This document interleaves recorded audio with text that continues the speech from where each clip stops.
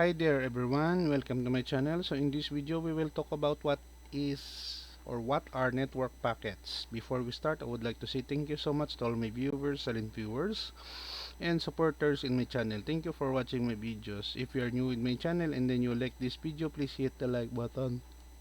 Don't forget to share and please support my channel guys if you are new by clicking the subscribe button. So let's begin.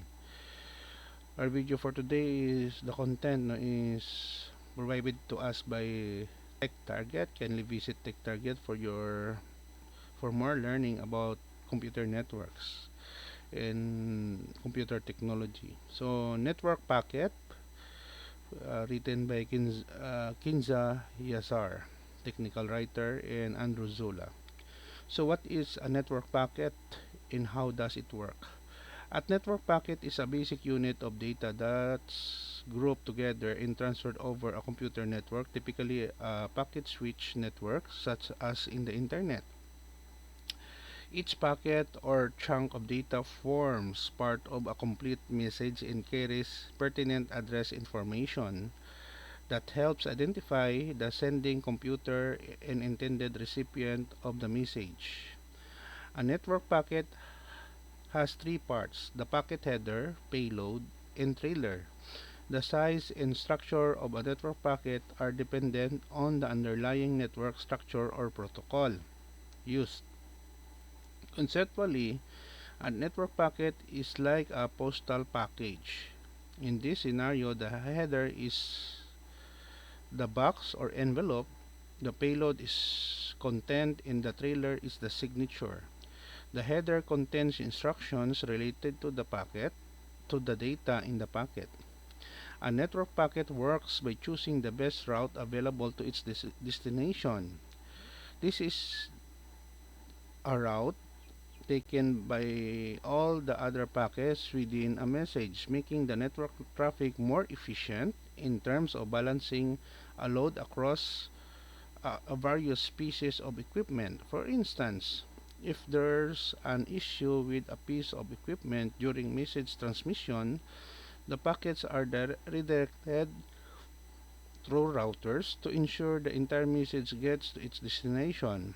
Generally, most networks today operate on the TCP/IP stack, which makes it possible for devices connected to the internet to communicate with one another across different networks. What are the parts of a network packet? Network packets are similar to a function to a postal package.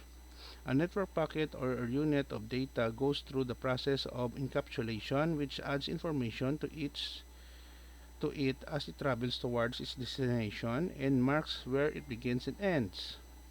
A network packet is made up of the following three parts. The number one, packet header. The header is the beginning or front part of a packet.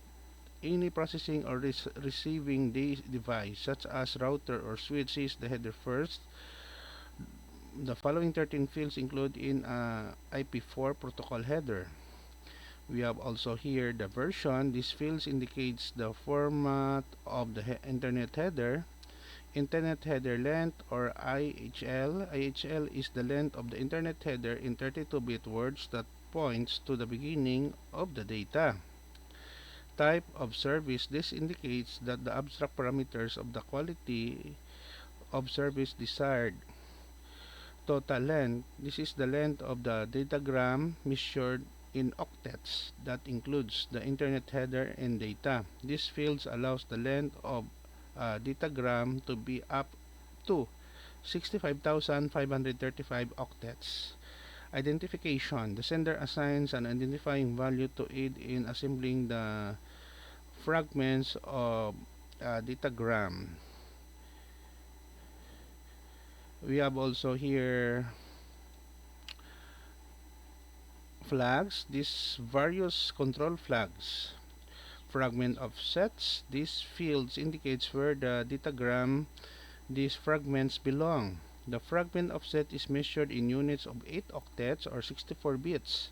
The first fragment has offset 0. And we have also here time to live TTL. The TTL field indicates the maximum time the datagram is allowed to remain in the internet system. If this contains the value of 0, then the datagram must be destroyed. Next, we have here the protocol. This field indicates the next level protocol used in the data portion of the internet datagram. Header checksum. Checksum detects corruption in the header of the IP4 packets. Source address. This is the 32-bit source IP address or Internet Protocol address. Destination address. This is the 32-bit destination IP address. Options. This field is optional and its length can be variable. A source route option is one example where the sender requests a certain routing path. If an option is not 32 bits in length, it uses padding options in the remaining bits to make the header an internal number of 4-byte blocks. And then we have also number 2, payload. This is the actual data information the packet carries to its destination. The IP4 payload is paddled with 0 bits to ensure that the packet ends on a 32-bit boundary. And then we have also here the trailer. Sometimes certain networks protocols also attach at end part or trailer to the packet. An IP packet doesn't contain trailers, but Ethernet frames do. So IP version 6 is the newer version of IP version 4, which was developed in the early 1980s. And despite the introduction and adoption of the modern IP version 6, IP version 4 still routes most of the today's internet traffic.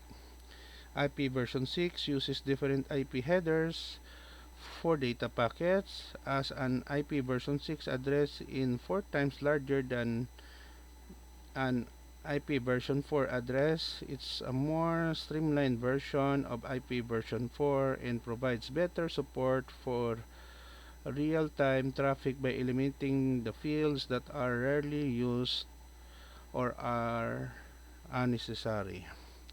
Okay guys, so this is the end of my report on what are network packets. Thank you so much for watching. Don't forget to like, share, and please support my channel guys if you're new by clicking the subscribe button. See you in the next video tutorial guys. This is your friend Jake saying bye bye for now.